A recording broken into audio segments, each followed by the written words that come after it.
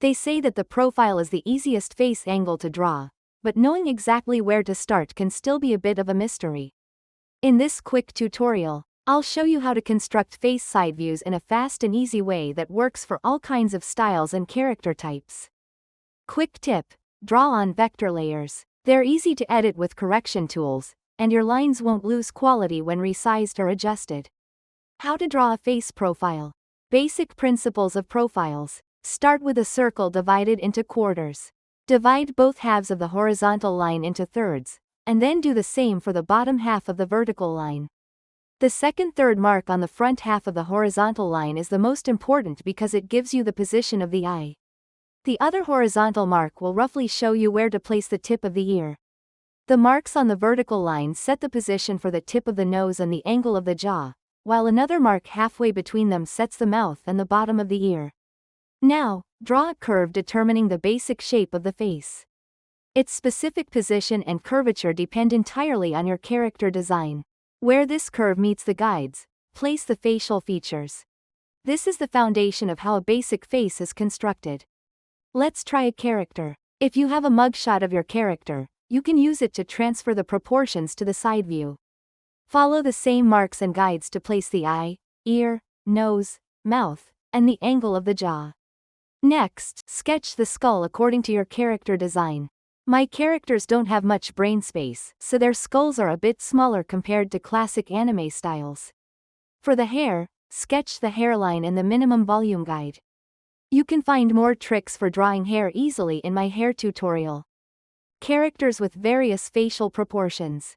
This basic construction can be applied to all sorts of characters by just tweaking it a little. You can deform the guide into a lower shape for children or a taller shape for adults. Follow each character's unique face curve. Lower the nose, add a bigger chin, make the forehead more prominent, and so on, to fit your design. Mouth. Teeth start a little beyond the lips and should actually end below the corner of the eye. This character has a huge mouth by design, so his teeth go almost all the way to the ear. If your character is yawning or screaming, remember that the jaw doesn't just move straight down, but instead rotates around the hinges located at the ear. Eye from side. The pupil and iris aren't actually on the surface of the eyeball. The iris forms a concave shape, so the pupil appears sunk into the eye when seen from a side view, unless you're drawing eyes popping out of the head in surprise. The eyelids cover the eye, and the eyelashes form something like an eave above it. Unless you are going for an Egyptian style, avoid drawing the eye too wide. Neck. The head isn't just jammed down onto a cylinder. Instead, the curves of the neck connect smoothly to the head both under the jaw and at the back. Don't forget to add the Adam's apple on adult male necks if that fits with your stylization. Other side angles. For up and down views, draw the guides as curves that follow the ball-like shape of the head. They will show you where to place the facial features. Remember that the eye shape also follows the angle.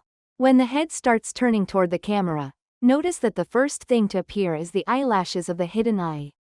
Clip Studio Paint's 3D head model. If you still feel lost or just want to try a different approach, Clip Studio Paint offers a handy feature with customizable 3D heads. With the Object tool active, open the Subtool Detail palette. In the Head Model tab, you can play around with settings that mix cartoon, anime, and realistic styles. In Facial Features, you can define each part of the head to come as close to your character as possible. When tracing the model, remember to take creative liberty and always keep your own stylization in mind. Especially with heads that are slightly tilted or turned, avoid tracing everything mechanically. Otherwise, the drawing may reveal its 3D origin and not fit the rest of your work. Notice how a perfectly traced face often lacks the natural flow of freehand drawing. Be especially careful with the back eye by making sure the eyeball stays well within the silhouette of the head to avoid the uncomfortable impression that the eye is about to fall out. Stylize and tweak. You are the artist, the laws of physics cannot hold you back. Face. Don't be afraid to deform the character's face to fit the situation. Simplified rounded shapes, or chibi, work great for comedy. The degree of deformation is up to you, but it usually involves simplifying the complex shapes of the nose, lips, and chin into one single curve. The overall shape can also reflect emotion and muscle tension, a rounder shape for a focused expression, or a taller, less curved shape for a long face expression. Hair. Even if your character's hairstyle includes bangs or side strands that would logically hide the eyes in profile, feel free to tweak the hair to keep important facial features visible. Drawing the fringe puffier than it should be, arching like an umbrella over the nose, makes a character look cuter because it completes the round shape of the head. Mouth. Regarding mouths drawn on the side of the face that do not follow strict physics, you may hear people say, "This is wrong" or "This is not a style." But hey, who cares? You're the artist, so you decide what is right for your work.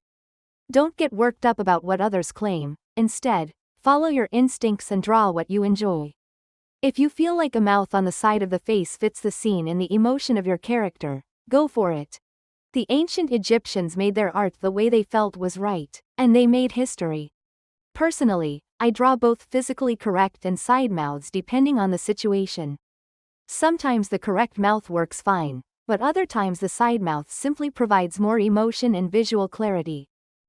Conclusion. With these principles, you can construct clean, expressive profiles for any character, or use them for practicing various character designs. Sketch, experiment, and most importantly, have fun.